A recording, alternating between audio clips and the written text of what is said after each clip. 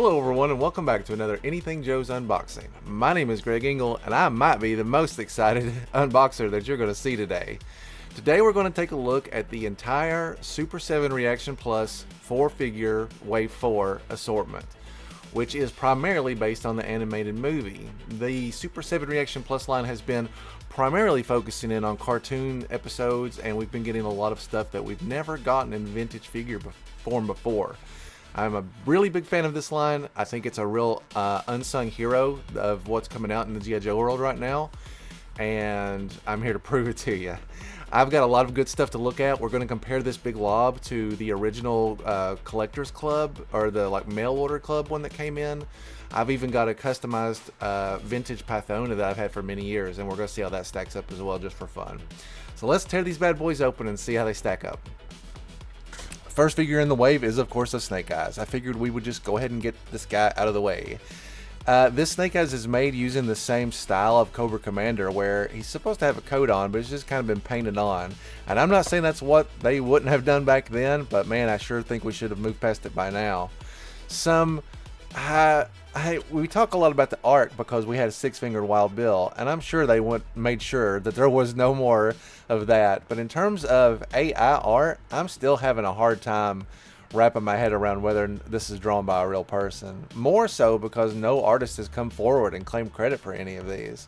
It's very weird that he has both guns in his hand like this, but I guess maybe they just wanted every accessory to be finished. Regardless if AI or not, this art does look significantly better than what we've seen on some of the more recent Super 7 releases. This is labeled Snake Eyes Commando Arctic Gear. This is what he looks like in the animated movie. And we'll take a look at his accessories in a minute. You can see my pistol is loose somehow, mysteriously already.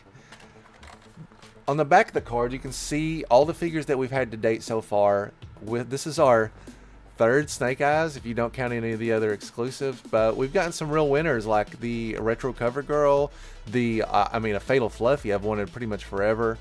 There's a Once a Man Cobra Commander, the Cold Slither Zartan, the Cobra La Royal Guard, which I'm big into that. Even the Barbarian guy from the original miniseries. So all the hits they've really been driving it in. But most recently we've been seeing just movie stuff, basically from this point on, movie. So you do have to wonder if this is wrapping up the movie figures that we haven't seen yet. I don't think they have it in them to do a globulus, but man, that would be awesome. The Snake Eyes file card is pretty bland. Lots of free space down here, guys. You could just spitball something. Snake Eyes is proficient in 12 different unarmed fighting systems, karate, kung fu, jiu-jitsu, and is highly skilled in the use of edged weapons. He's received extensive training in mountaineering, undercover demolitions, jungle, desert, and Arctic survival, and some forms of holistic medicine. Qualified expert, all NATO and Warsaw Pact small arms. The man's a total mystery, but he's real good at his job. Heck, he's the best. This is, I don't know word for word, but this is definitely the original Snake Eyes V1 file card. I recognize the quote at the bare minimum. So it doesn't look like they went back to the old writing board to spruce it up with some fun movie trivia or anything like that. They just pulled what they had from the data, the old database, I guess. Anyway, enough jawing. Let's see how this guy looks. My Snake Eyes broke right out of the package, which is not a good sign. But luckily, as we all know, this is an easy fix. And it'll give us a chance, I guess, to take a look at the insides. Oh, okay. Well, isn't that interesting? Wow, that's quite the break, guys. I mean, I'm not going to tear them apart over this or anything, but look at that. I mean, it really... Okay, I didn't do that. I couldn't pull this thing apart if I wanted to. Weird. It's just a defective O-ring right out of the box. This is the O-ring that I standardly use for my figures, and I can't help but notice that it is quite a bit different in terms of size. I don't know if they're using, I guess, their own specific size, but we're going to put an original one in there and see how it does. That'll be a fun experiment, if nothing else. You think somebody at Super 7 PR is watching this right now going, son of a... Somebody shipped that guy a lot of free toys, wink wink. So this is not something you're going to get in every video, but I've put what we would call a standard O-ring. I mean, this is it right here, right? I bought it from a dude that knows his business. He's the guy with the O-rings. So, and he's not I mean, okay, yeah, he's got maybe a little bit more wiggle, but there's no real. I mean, like, it might be better in the long run, to be quite honest with you, like this. We'll see how tight the other guys are, but you put the wrong O-ring in, man, and it'll pull them forward like they can't stand up straight. So, and if I try to pull them apart, you know what it looks like if you have a loose O-ring in. You'll see the middle when you pull on them. So, anyway, weird, right? Here's another look at this O-ring up close. It really looks like it's been cut. Wild. All right, enough of that. I don't really think we need to get into the aspects of an O-ring figure. Like, it's not like reviewing a classified. We've got up and down. This is like a ball joint head, right? So we've got some 360 mobility. You've got it's exactly like a vintage figure. Here you've got a bicep cup. You've got a swivel right here, just like all 1.5 figures and above do. We've seen the O-ring. We see the bendable knees. Just in general, just like the look of the figure overall is really good, right? Snake Eyes in the cartoon has always been more of a bluish, purplish hue as opposed to a black. I think they've captured that faithfully. The visor detail is really cool, like the way it's molded on. I think it's extremely accurate looking. It just is just like it's in the world of the cartoon, but it's not so animated looking that it wouldn't fit in with the rest of the figures. He's got a little sculpted like cowl or like furry hood, maybe. I don't remember if he pulls it over his whole head or not. It doesn't look like that. It might just like a collar. And then we've got our bandolier with 3 grenades, a couple pouches underneath. Goes all the way around. The coat does have like a cut piece here, so it's supposed to look like an actual coat. But as we'll see when we get to that Destro, it's just not there. It does look a lot like Snake Eyes in the animated movie.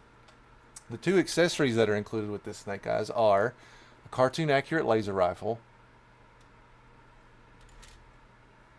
and a cartoon accurate laser pistol, which if you're familiar with the G.I. Joe movie opening, there's a prominent like 3 or 4 second scene where it's close-up shot of Snake Eyes firing that pistol. Snake Eyes isn't used a whole lot in the animated movie, but that doesn't stop them from making a figure any chance they can.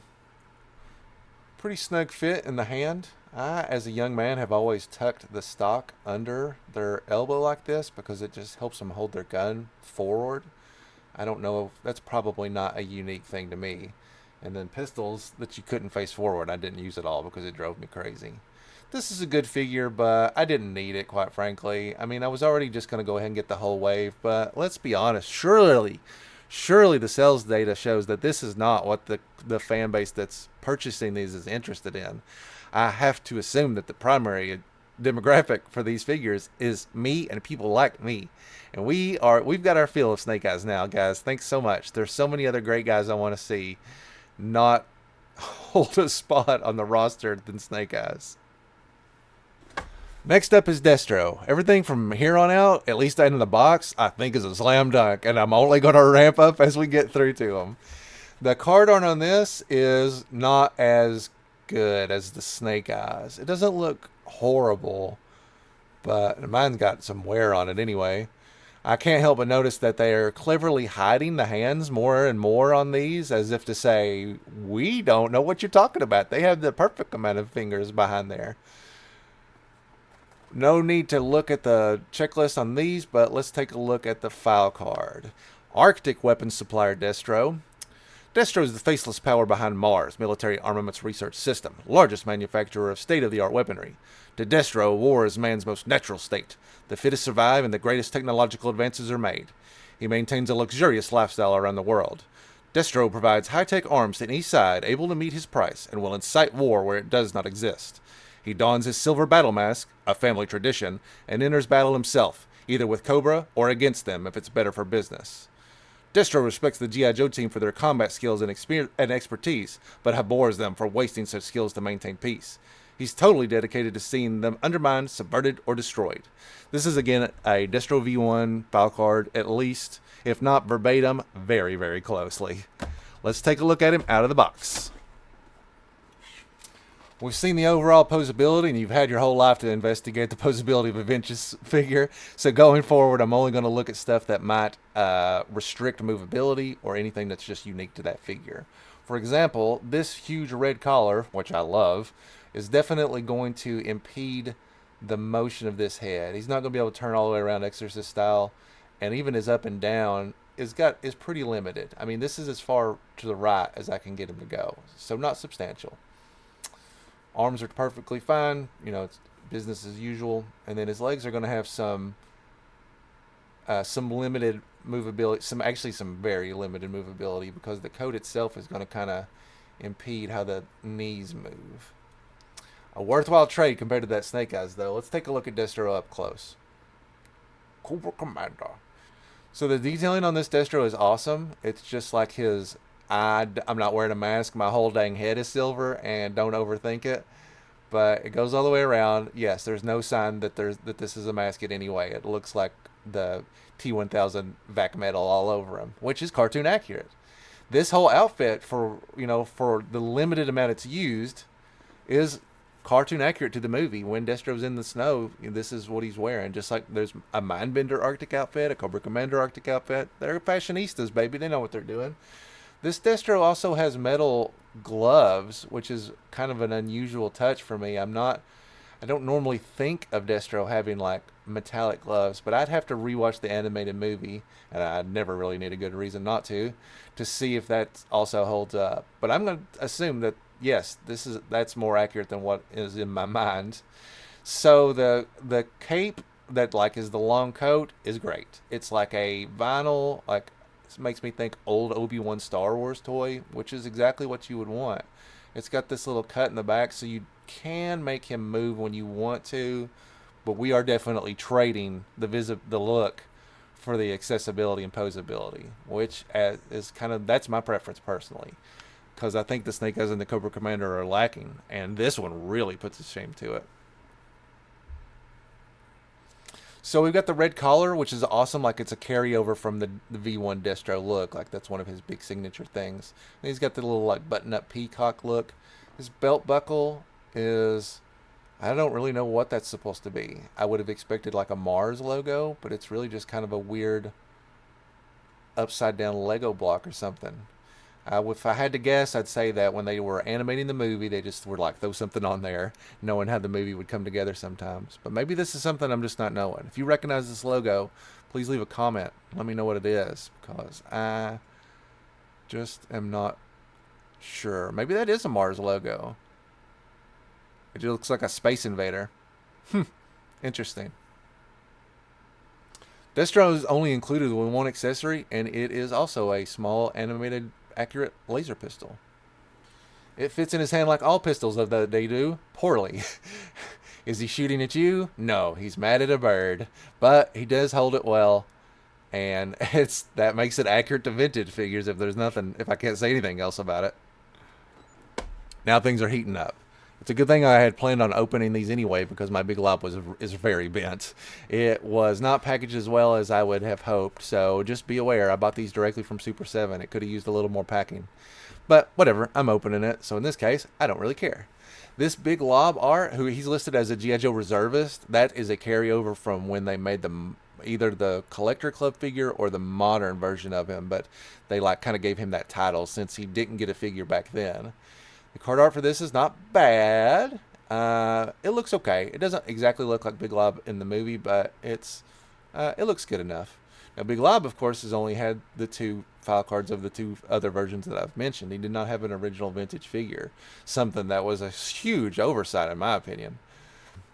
Big Lob's real name is Bradley J. Sanders, and his primary specialty is infantry/grenadier. Secondary military specialty is special services. Big Lob has been a top athlete since elementary school. He proved to have an uncanny ability to excel at any and all sports. After graduation, he chose to enlist in the Army Reserve to serve his country. Rumors of his outstanding sports prowess and precise distance grenade throws quickly caught the attention of the G.I. Joe team. He joined under their Rawhides program, which allowed him the flexibility to report only for missions requiring his specialized expertise. He is well liked by his teammates, except for his annoying habit of talking about himself in the third person, and constantly using sports metaphors, even in non-sports related conversations. When Big Lob makes his move, he always shoots to score the big win. This is another reuse card. This has come from, I don't know which one it came from, but one of the two Big Lobs that we've seen before has that card or a very similar version because, again, I recognize the quote from it. And I don't blame them for that. However, with Pythona coming up next, who has never had a foul card or a figure, I'm curious what that one's going to look like. Let's look at this guy because I'm very excited to see him out of the box. Big Love is tall, fellas. Look at that figure. You can just, I mean, like, as soon as I got him out of the package, I was like, whoa, what is going on with his legs? And they're long, man. They are way long. When we put this next to a regular figure, I can already tell he's going to be a beast. And that is so, what a cool touch, man. You didn't get that back then, really, other than you would look at the size of their bicep and their bigger muscle meant stronger. Big Lob has a real cool head mold, considering they didn't have a whole lot to go off of. There's no vintage Big Lob to compare to. I think he looks pretty good. I can't say for certain this is exactly how I would want him to look, but I've got no real issues with it because I don't have a ton of other data on Big Lob to like base him off of. Big Lob comes in his traditional number 14 jersey, just like Bazooka, just unrelated. They just really like that number, or maybe there's a basketball guy that wears number 14 that Big Lob was into. He's got this little bandolier with, it's got 3 pouches on it and 1 grenade. You can clearly see that it is removable. Nothing on the back. All skin tone here, just, you know, nothing special. He's got nothing on his arms at all. No tattoos. The good old days. Man, no sleeves, no nothing. No bracers, no watches. Down on his belt, we've got a little bit of detailing here. He's got some pouches on each side, just a standard gold belt buckle. On the back, we've got another little pouch right here. He's got 2 butt pockets for storing baseball cards. We've got a painted on knife here. I appreciate this detail. You know, back in our day, this would just all be green a lot of the time. So it's nice to see the hilt and the holster separated by color. He's got another pouch on this side. And that's pretty much it. We got his shoes down here. Great figure, though. I'm so excited. This is a figure that really should have been made a long time ago. It should not have fallen on the Collectors Club to make it. And those are so ridiculously expensive now that it just doesn't make sense to try to track it down for that price, especially now that you have this. I think this looks great, guys. I'm extremely excited about this, and is at a price point where I can actually afford to play with him, put him in dios, and just, like, I don't know, reunite the old team, man. Let's get the Rawhides back together. Before we move on to Pythona, let's go ahead and take a look at that old Big Lob while we have him out. Here's the original Big Lob. If you're not familiar with this figure, it's extremely expensive, and a big part of that is because you had to be a member of the G.I. Joe Collectors Club, which was like a non-Hasbro side thing. And if you were a member, once a year they would produce a figure and you would get it mailed to you as a courtesy for being a member. And so I was a member for many years, and it might have been this figure that was the reason I joined, because who did not want a Big Lob back then? This Big Lob is not too bad at all. He's a little bit more, ironically, a little bit more modern than this Big Lob. He's not inaccurate. And you can even see that these two figures still have a lot of the same stuff going on, right? They both have the bandoliers, and they both even have the grenade placement the same. The belt and the belt buckle, the holster on this side. The only real difference is the color of these, you know, his add-ons here, this light brown. And they couldn't quite make this look as jersey-ish as they probably wanted to based on the parts they had. The head, I'm just kind of like, whatever. It looks perfectly fine. They had to use something. They didn't, you know, they made a head for this one, so that's almost cheating. I think these are both good, but my love of this figure and how long I've had it in my collection might be tampering with my ability to judge correctly. I do think this is the definitive one. As long as the like cartoon look of it isn't off-putting to you, because I can see how you might not think that would mix with your vintage collection very well. If you can get past that, or if you're like me, it doesn't bother me at all, then this is a home run. This, for sure, is a must-have out of the wave, unless you're just a movie hater. That brings us to Pythona. Pythona has never had a vintage figure, and it wasn't until this week that we found out that she's getting a classified one. The Pythona card art is pretty good, actually. The face looks dead on. She's representing the gym.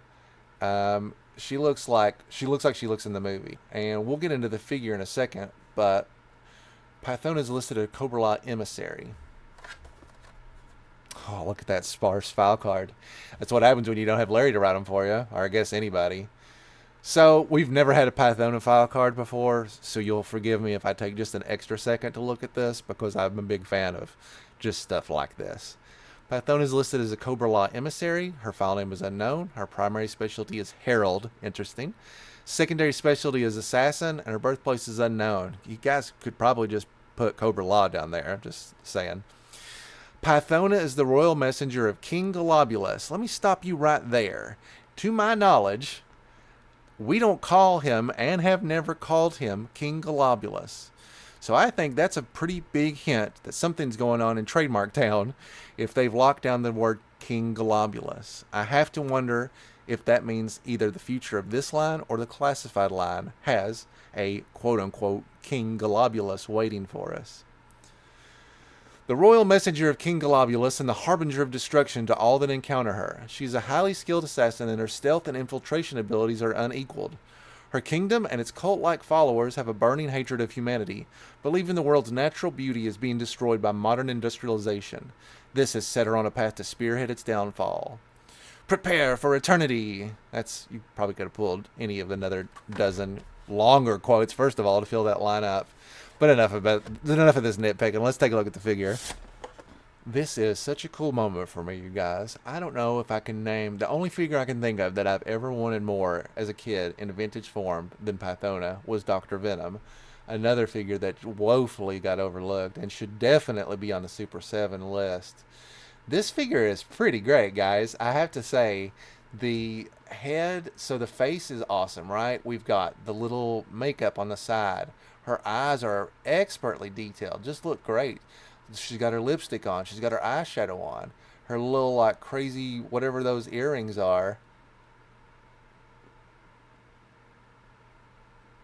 Just super cool. And then, of course, her long, extended ponytail in the back. I can't confirm if this is removable or not because when I try to pull on it, it doesn't want to remove. And so I'm going to assume it's not meant to come out, but it is posable as a result of that. It's got like a separate little joint so you can move it around a little bit, which I think is very cool. She can like look like she's in the wind or whatever. Pythona's cape is also really nice material. Just like makes me think of not Mindbender's cape and not a Star Wars cape either. It's not quite vinyl, not quite plastic, but it feels durable. I guess is what I'm getting at, is that I do not think I could easily rip this. And because it's like the double color, which is again another fateful thing. I'm a fan of this because this is how figures back in the day wore the capes. Raptor's wings, Mindbender's cape, Obi-Wan's thing. They were all like that. You just put the armholes. The Serpentor's thing was like this also. And so I appreciate that like stays true to form. She's even got like a fold out flap back here, which I guess you could maybe turn into the hood if the hair does in fact come out. You know, we might wiggle with it here off camera for a second. Pythona's outfit is pretty much exactly what I expect. She's got that bubblegum pink going on with all these little bubbles. Impossible to make a custom of as a kid, by the way. Thanks a whole lot for designing her so weird. But this is pretty much, I mean, it's faithful. This is what female figures looked like back then. So don't be like, how come she don't look super hot like the art? This is what they all looked like, man. They all looked like they'd rolled out of the bus, men and women alike. It's amazing that her face detail looks like this. I think this looks great. The cape, unlike Destro, doesn't really interfere with the posability because it's so flexible and malleable. You can do whatever you want to it. Pythona only comes with one accessory because she's not really that type of fighter, and it's, of course, the gem that she offers to Zartan. Absolutely the best accessory you could come with. I used to find little things that were this color. I don't really know what they would belong to. The equivalent of finding like bedazzler type gems, I guess, now. And I would always use them as like rubies and stuff that they were trying to steal or use for bribes and stuff like that. She's not going to be able to hold this in any capacity. She's just going to have to kind of set it loosely. But I still appreciate that that's the cool thing that they could have included with her. This figure is a slam dunk, and I love it very, very much. This figure and Big Lob, to me, are no-brainers. If you're a fan of vintage figures, if you're still collecting the line, if you, like me, feel like this has been something that's long, long, long overdue. I did mention that I have a custom Pythona in my collection that I would try to stack up to this just so we had something else to look at. And of course, it's by none other than Matthew LaCroix. If you know Matthew LaCroix, he's like the big dog in the custom world. He's made lots and lots of excellent customs over the years. They partners with other people. They make card art and they sell them. You can see this was a limited run of 50 figures, and I got number 5. I was after this the second it got announced because, again, I love Pythona, and I did not have a Pythona figure. Look at the cool, like, I'm not sure what body parts they've used for this, but look at all the like little details on all the sculpting and stuff. The face looks awesome. Tons of hard work. I'm not going to take it out of here because it's valuable and important. It's something I really enjoy. Which, again, just like Big Lob, is another reason I'm super happy about this line. I'm not going to compare these two figures because there's no point in comparing a handmade custom to a mass-produced figure. It's not the same thing. I just wanted you to have something else to look at by comparison. And so, again, this is a figure that now I can just be like, whoa, you're going to play and hit the town. It's time to get even on everybody. I felt the same way when the modern Pythona got released. I was super, super excited, and I'm super, super excited for this as well.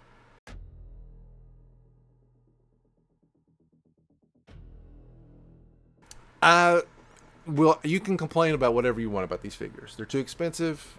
I don't care. I mean, I'm willing to pay what they're at because it's hitting a very specific need that I've had for my whole life. There's a little subset of characters that just didn't get vintage figures, and I will always want to have them. Hello, Super 7. It's me, your boy Greg. I did not make a big deal out of that broke O-ring.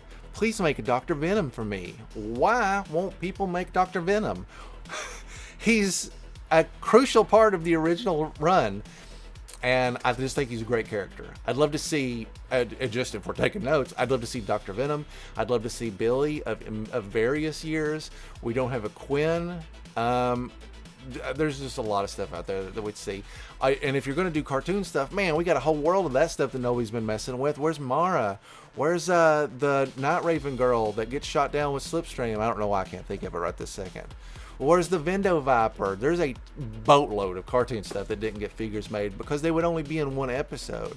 But we, the diehard enthusiasts, like, we remember those themes and those episodes. They stuck with us, and we carried them on and continued those stories without having those characters, which is a huge bummer. Anyway, I would love to see that stuff and much, much more. I think what Super 7 is doing right now is great. The original reaction line was a bit of a miss, and I think we all know it. This is what we wanted. This is what they gave us. Carry on. I'd love to hear your thoughts on this line. What's keeping you from collecting it? What are you most interested in seeing next? Or is it just like a no-go vintage town anymore? You're just all in for the new stuff, which I understand. Everybody's budget is tight right now, but I cannot pass on these. I'll always be a tried and true vintage collector.